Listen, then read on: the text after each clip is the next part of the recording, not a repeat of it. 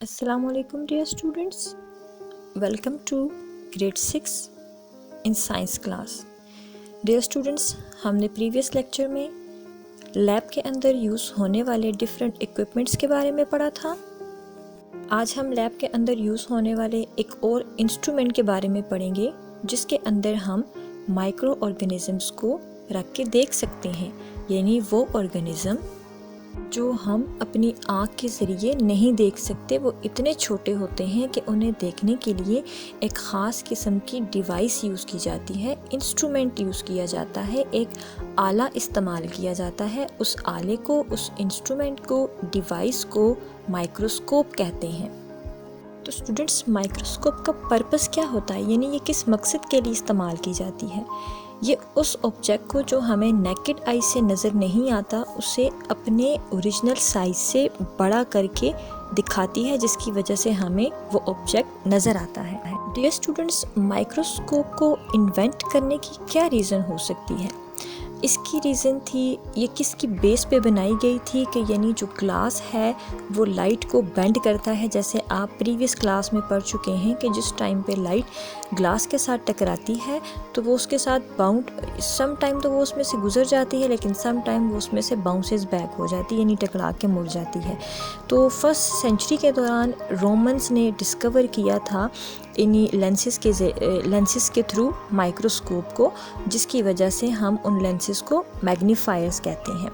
तो दो तरह की माइक्रोस्कोप्स हैं, एक लाइट माइक्रोस्कोप है और एक जो है वो कंपाउंड माइक्रोस्कोप है। जो लाइट माइक्रोस्कोप है वो नॉर्मली लैब्स के अंदर यूज़ होती है और जिसको स्टडी करना बहुत इजी होता है। उसमें सिंगल लेंस यूज़ होता है, जबकि मल्टीपल लेंसेस उसमें यूज़ होते हैं कंपाउंड माइक्रोस्कोप में।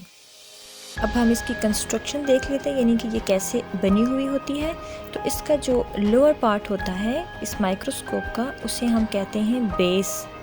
डायग्राम में आपको नज़र आ रही होगी जहाँ पे बेस की तरफ इशारा किया गया है। इसके साथ एक बॉडी ट्यूब होती है, एक आर्म बनी हुई होती है जो कि बॉडी ट्यूब को माइक्रोस्कोप की बेस के साथ मिलाती है। आपको दरमियान में आर्म कर्व्ड शेप में नज़र आ रही होगी। जो ऑब्जेक्ट होता है जिसे हमने देखना होता है कि ये किस चीज़ का स्पेसिमेन है, उसको हम स्टेज के ऊपर रखते हैं, एडजस्ट करके रखते हैं, जिसकी वजह से हमें वो चीज़ माइक्रोस्कोप के अंदर नज़र आती है।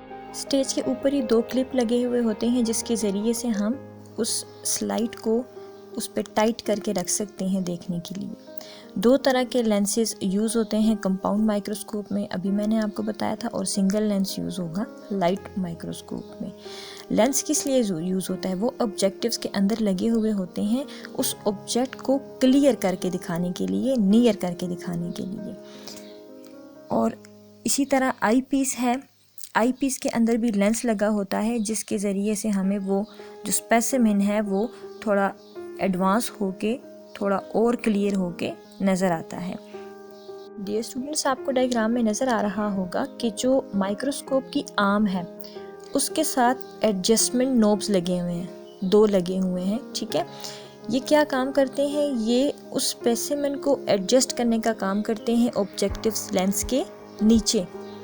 अब हम माइक्रोस्कोप की वर्किंग देख लेते हैं। तो सबसे पहले हमने जिस चीज़ को ऑब्ज़र्व करना होता है उसे हम स्टेज पे एडजस्ट करके रख लेते हैं और उसके बाद उसके ऊपर लाइट को फोकस कर देते हैं।